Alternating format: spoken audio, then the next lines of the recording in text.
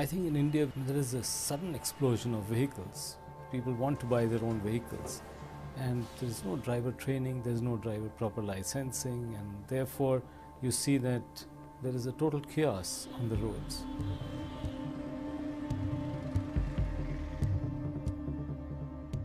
We have a huge amount of non-motorized transport on our roads, and therefore you see that 80% of the people who die are vulnerable road users in our countries. And amongst them, the age group up to 35 has the maximum number of fatalities. Our children, our youth, we cannot lose them on road accidents.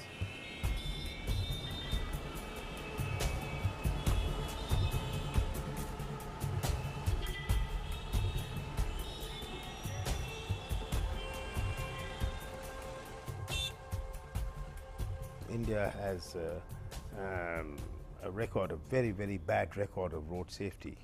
We got perhaps the worst record of road safety in the world.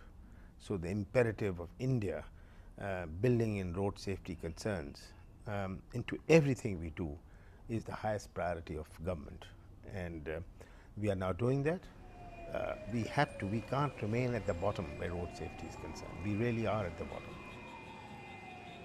I can give you numbers about our hospital and our center, and this is pretty alarming that in a span of about 24 hours we see more than 120 injured patients, out of which at least 20 to 30% are seriously injured patients, and this puts in a extreme pressure on our available resources in terms of our critical care units, in terms of our ventilators, in terms of our manpower. If you see around this ward of just 30 patients, you would see patients who have been amputated, who have lost their limbs.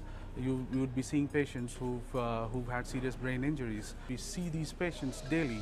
We see families and lives being destroyed because of road traffic accidents. And I think people need to know about it. People need to be educated. Right now here in India, we're in more than 100,000 deaths and more than 400,000 seriously injured patients happen every year.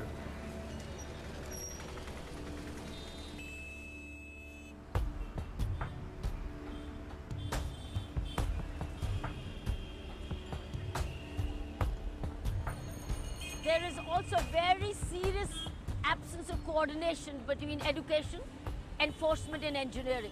They must communicate, must share with each other, share good practices, share information, share challenges, ultimately to save human lives.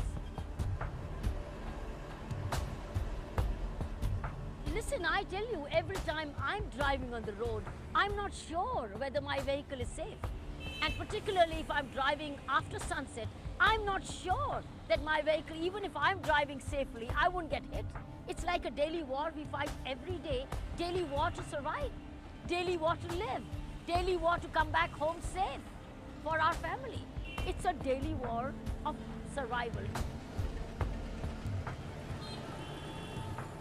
In the course of my work in the humanitarian sector, I've worked with UN organizations, with the Red Cross and with NGOs, and it's extraordinary that there's such a low level of understanding of the implication of road safety on development, on the achievement of the Millennium Development Goals. And there was a mistake, I believe, that the road safety and traffic and transport was not mentioned in the MDGs. The MDGs cannot be achieved unless road safety and transport are integrated into those goals.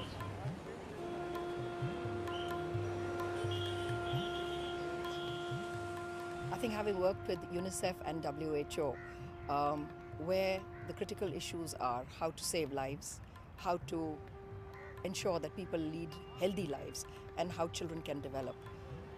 I wish more people could recognize that preventing road accidents is very much both a health issue and a development issue. This is an epidemic already. The time has come to take very serious measures on this. Like we did for polio. You actually have to make a declaration and make a commitment, and then actually have plans, draw plans to say, what is it that needs to be done to make this happen? Like we have done. We've done it in other fields of development and health. And I think we have to recognize that this is as important and key an issue, like polio, like malaria, like some of the other issues that we've taken seriously. We have to take this seriously. Take action now, otherwise it will be too late.